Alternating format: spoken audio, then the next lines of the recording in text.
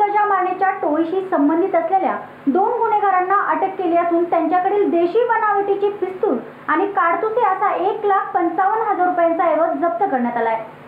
अविनाश सोमनाथ कंधारे आणि ओम तीर्थ धर्मजिज्ञासू अशी अटक केलेल्या आरोपींची नावे आहेत। क्राइम ब्रांचचे एसीपी अरुण वालतुरे हे एका मोका गुन्ह्याचा तपास करत असताना त्यांना माहिती मिळाली की 2 आरोपींच्याकडे काही पिस्टल्स असण्याची शक्यता आहे। त्यावरून त्यांनी पीआय बोराटे यांनी त्यांच्या टीमला या संदर्भात सूचना दिल्या आणि या टीमनी 2 आरोपींकडून एकूण 3 पिस्टल्स आणि 10 राऊंड जप्त केलेले आहेत।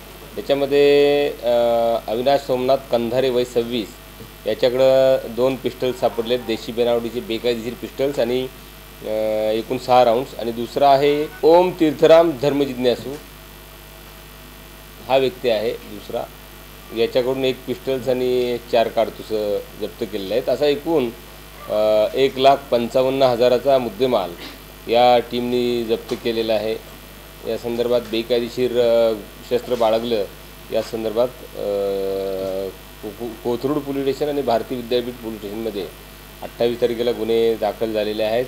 हे दोन्ही गुन्हेगार जे आहेत ते सराईत गुन्हेगार आहेत। त्यांच्यावरती इतरही काही शरीराविरुद्धचे गुन्हे दाखल आहेत दोघांच्यावरती आणि त्या अनुषंगानं त्यांच्याकडे पिस्टल्स बाळगण्याची शक्यता लक्षात घेऊन एसीपी क्राइम 2 आणि पीआय बोराटे यांनी ही कामगिरी केलेली आहे। बडोदा येथे पोलिसांवर गोळीबार करणाऱ्या सागर राजपूत याची चौकशी सुरू आहे। त्याने तपासादरम्यान दिलेल्या माहितीवरून गुन्हे शाखेचे सहाय्यक आयुक्त अरुण वालतुरे, युनिट 4 चे पोलीस निरीक्षक लक्ष्मण बोराटे, संघटित गुन्हेगारी विरोधी पथकाचे पोलीस निरीक्षक मिलिंद गायकवाड यांच्या पथकाने ही कारवाई केली आहे।